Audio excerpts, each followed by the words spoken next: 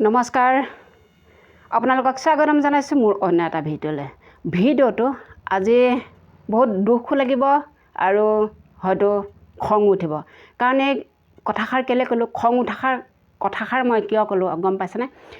ৰাজীৱ শদিয়াক কোনেও চিনি নাপায়। ৰাজীৱ শদিয়া চিনি পাবলৈ তেওঁনো কোন? তেওঁতো কোনো মন্ত্ৰী MLA নহয়, তেওঁ বিধায়ক নহয়, তেওঁ কোটিপতি নহয়, তেওঁ ডাঙৰ ডাঙৰ গাড়ী নাই, ধুনীয়া ধুনীয়া বিলাসী বাহন নাই, বিলাসী ঘৰ নাই, মানে লাখপতি কোটিপতি তেওঁ নহয়, আৰবপতি তেওঁ নহয়। সেইকাৰণে হয়তো তেওঁক কোনো চিনি নাপায়। আচলতে চিনি পাব লাগে কেনেকুৱাবিলাকক, যিবিলাকে বাঁহৰ চুঙা দৈ, তপিলা ডাঙৰ চাই, মেখেলা দাং, বুকু দাং, টিকা দাং সেইবোৰ গান গায়, সেইবিলাকহে আচলতে ভাইৰেল হয়, সেইবিলাককহে মানুহে চিনি পায়।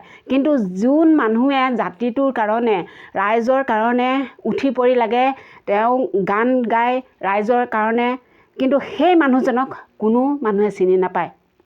এই কথাষাৰ কেলৈ ক'লোঁ, জুবিনেও আনকি এতিয়া কৈ দিলে কি, মই ৰাজীৱ শদিয়াক চিনি পোৱা নাছিলোঁ, বেছিকৈ চিনি পোৱা নাছিলোঁ। কিন্তু কিয় চিনি নাপাব?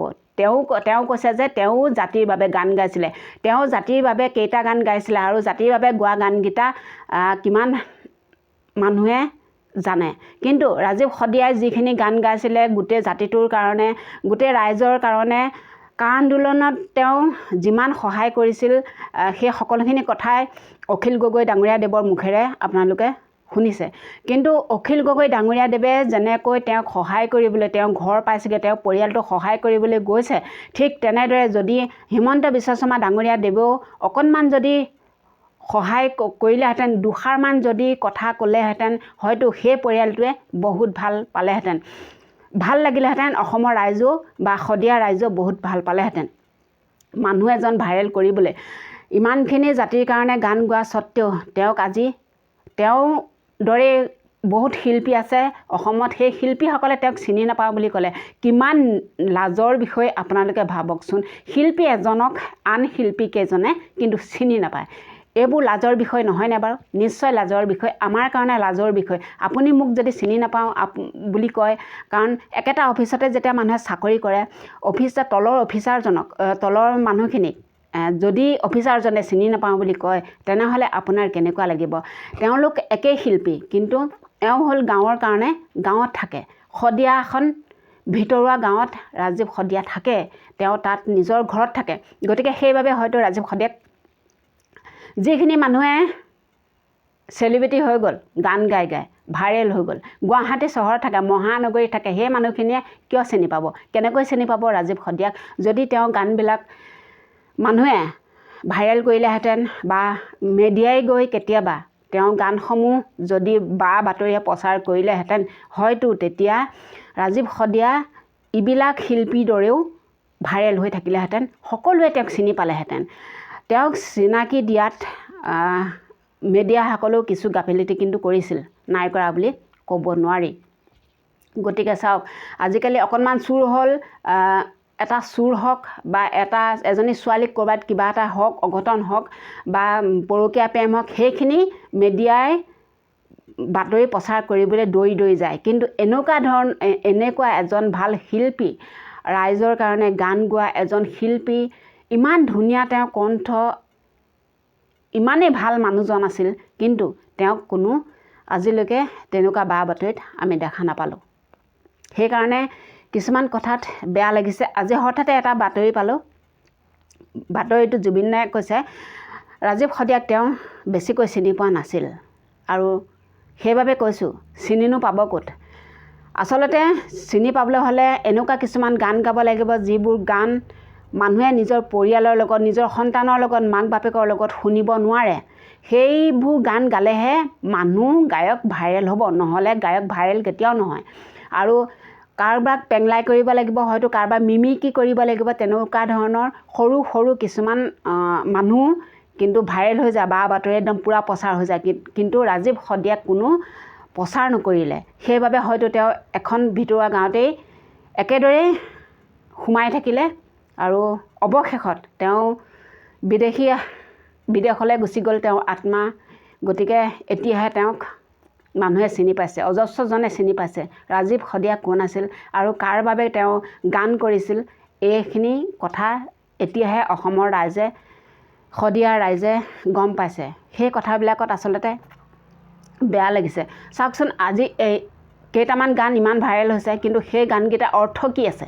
কিবা অৰ্থ আছেনে? আমি শিল্পীকেইজনক দোষাৰোপ কৰিবলৈ যোৱা নাই।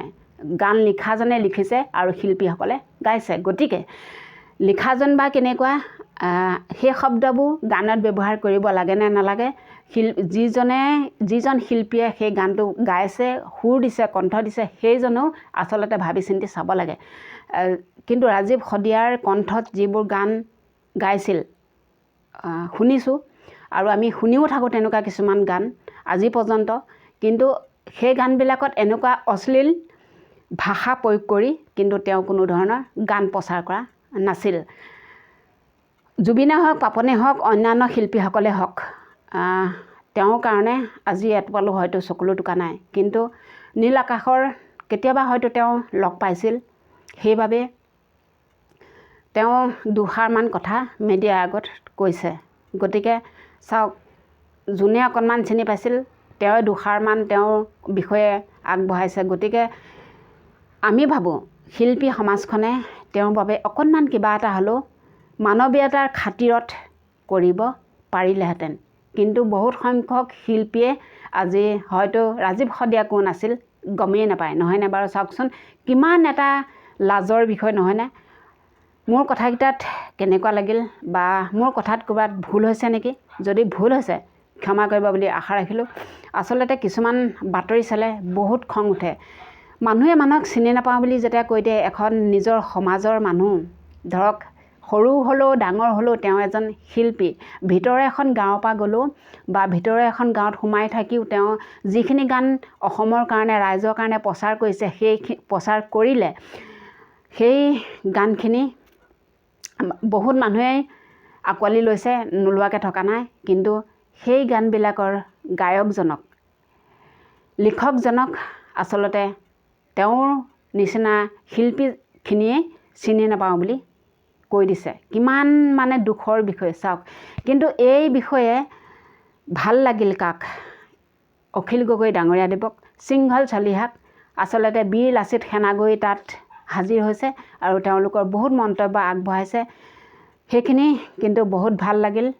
তেওঁলোকক ভৱিষ্যতে এনেকুৱা ধৰণৰ মানুহক সহায় কৰি যাওক, তেওঁলোকৰ আৰু উন্নতি পথলৈ আগবাঢ়ি যাওক, তাৰে কামনা কৰিছোঁ। তেওঁ ৰাজীৱ শদিয়াৰ পৰিয়ালটি, তেওঁৰ পত্নীক যাতে চৰকাৰে চকু মেলি চাই এটা সংস্থাপন দিয়ক, কাৰণ তেওঁ এটি সন্তান আছে, সন্তানটি পঢ়ুৱাই মেলি ডাঙৰ দীঘল কৰিব লাগিব। গতিকে তেওঁ বহুত এটা গধুৰ দায়িত্ব আছে তেওঁৰ পত্নী। গতিকে চৰকাৰখনে চকু মেলি চাওক, সেই তাৰে কামনা কৰিছোঁ। বহুত কিবাকিবি ক'লোঁ, যদি ভুল হয় ক্ষমা কৰিব। আকৌ এবাৰ কৈছোঁ, যদি ভিডিঅ'বোৰ চাই ভাল পায় মোৰ চেনেলটি ছাবস্ক্ৰাইব কৰি দিব, যাতে মই আপোনালোকৰ মাজেদি অকণমান আগুৱাই যাওঁ। এনেধৰণৰ কিছুমান কথাত, শব্দত যাতে কেতিয়াবা মনত ক্ষোভ থাকিলে, খং উঠিলে আপোনালোকৰ মাজত শ্বেয়াৰ কৰিব পাৰোঁ। আজিলৈ আহিলোঁ, বাই বাই।